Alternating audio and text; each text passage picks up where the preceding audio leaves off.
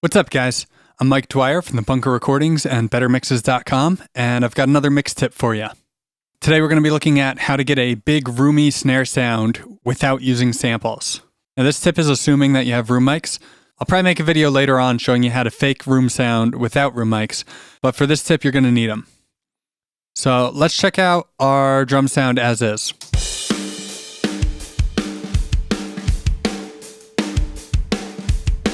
All right, sounds pretty good.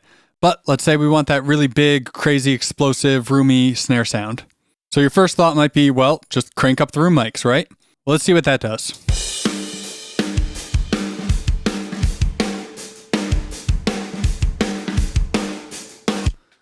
So that kind of gives us the snare sound we're after, but it's messing with our cymbal sound as well, which we might not want. So to fix that, first we make a duplicate of our room track. This is the exact same thing, same audio.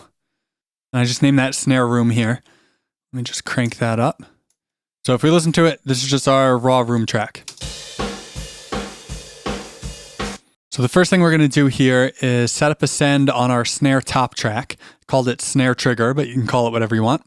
So I've got this up as 0, and most importantly, I have it pre-fader.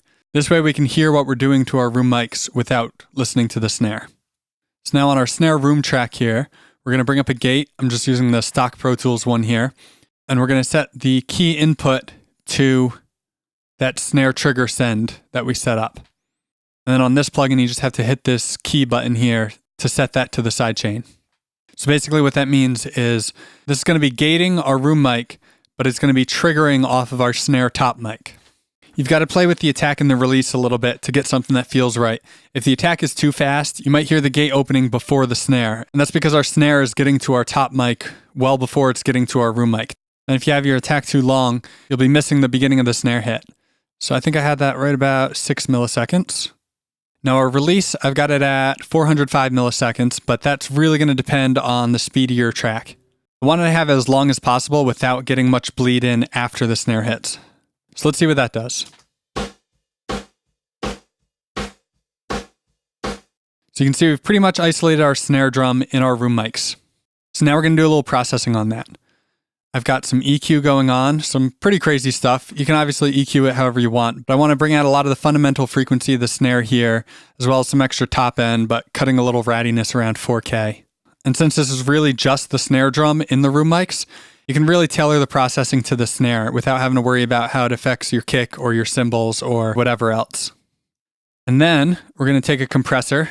I'm using the Acme Opticom here, but you can use an 1176 or whatever. It doesn't really matter. But we're just going to crush this pretty hard. Let's hear that before and after the processing just so we can see what that's doing.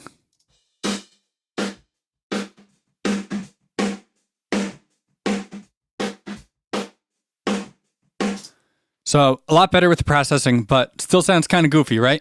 Let's see what that sounds like blended in with the rest of the drums.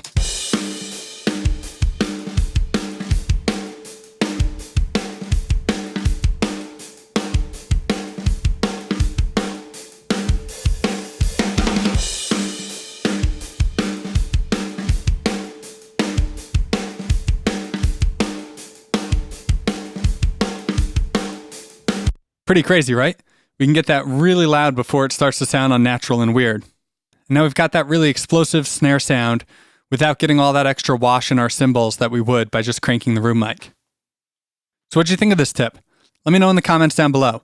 And if you found it helpful, be sure to leave a thumbs up and subscribe.